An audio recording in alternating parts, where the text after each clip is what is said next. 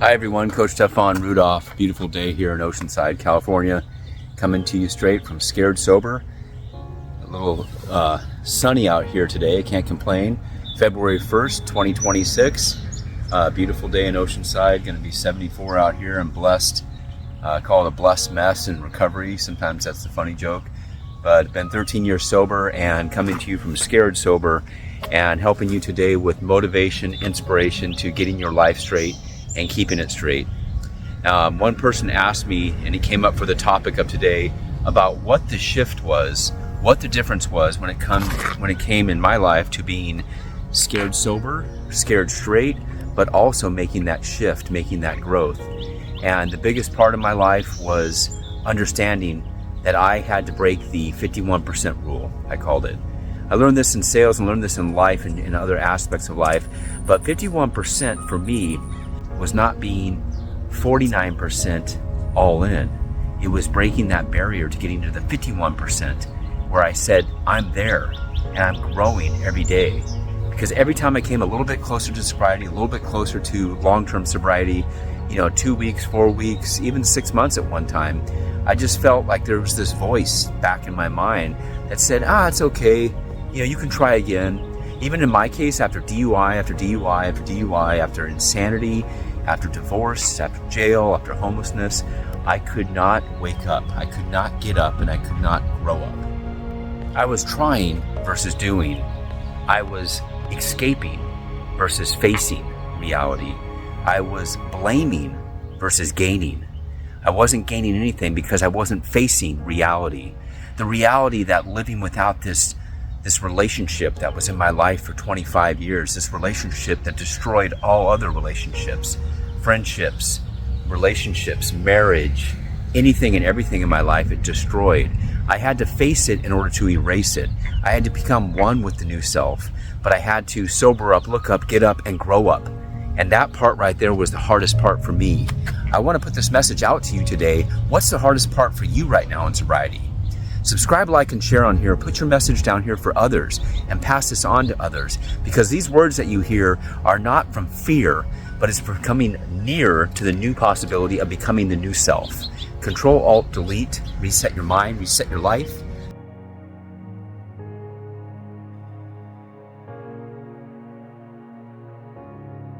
You're going to hear that a lot on this channel. You're going to hear a lot about less blamingism, more action, more doing, more being, more focusing on a healthy self. The healthy self will heal thyself. One day, one thought at a time. Heal thy. Put those words together, healthy.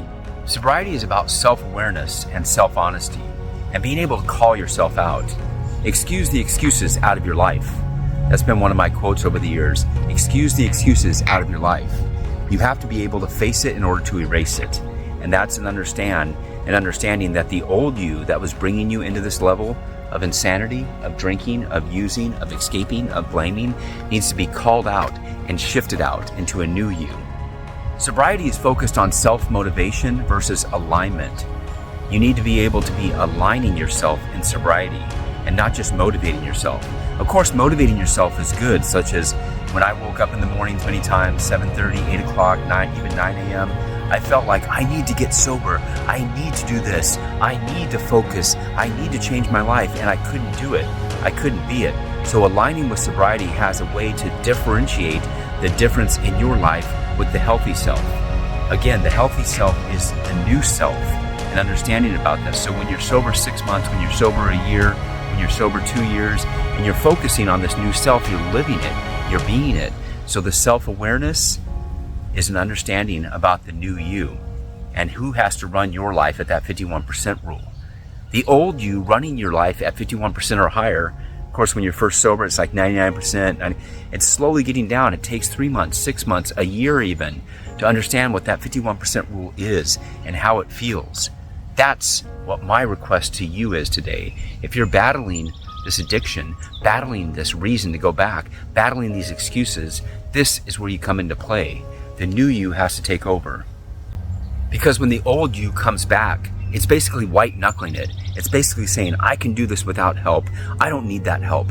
One of my clients and one of my good friends is struggling like this. He keeps saying that. I don't want to go to meetings. I don't want to show them I'm weak. This is how he's thinking. I don't want to show them that I can't handle it. I can do it myself. So repetition of insanity. He's been in the hospital 4 times in 2 months. He's been nearly dead twice of this with a 0.34 blood alcohol level, or higher probably at one point.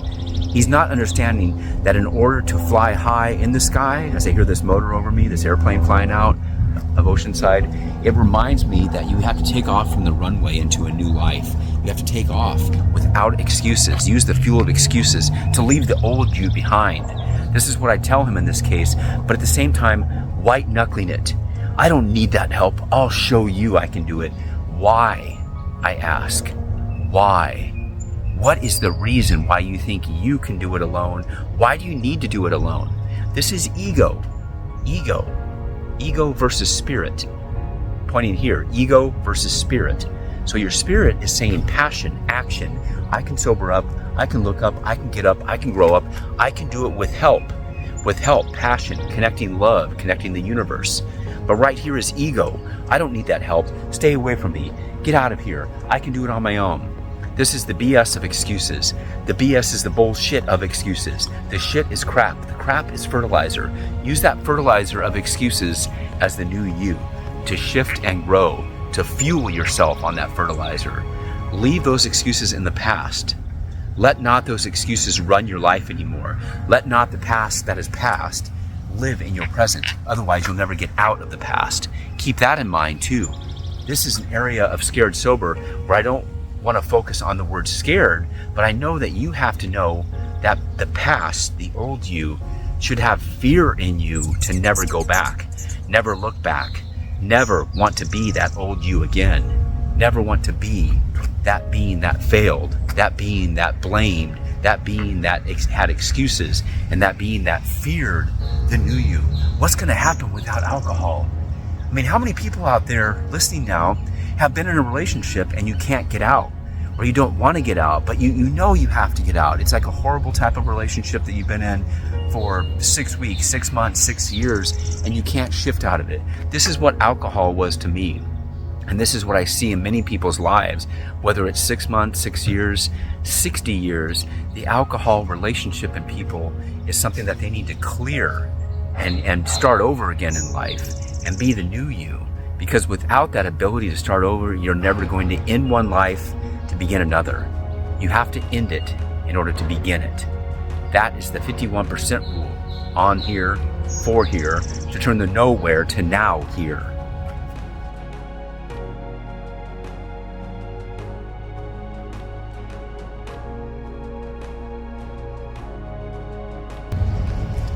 Engage yourself to control avoidance.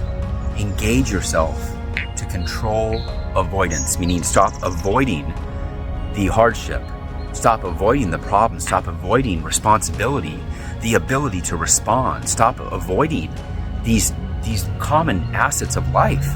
Every day when you wake up as a normal person, say, you have to go to work, you have to show up on time, you have to do your job, you have to respectfully stop at the stop sign, stop at the stoplights, respect others, follow the laws, follow the rules, and not keep doing what you're doing to break the rules, break the laws, and let something else rule you.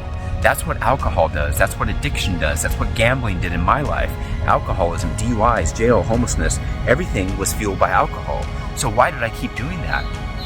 Why are you still doing what you're doing if it's hurting you, ripping your life away, and killing you? Why, you may ask? This is the avoidance of reality. We have to face reality head on. Fear, false evidence appearing real. What if I change? I can handle it. So when you come back into an alcoholic mindset of, it's only going to be a little bit, that's what my alcoholic buddy's saying, I'm only going to drink a little bit this time. Every time he said that in the past 4 months, he's ended up in the hospital.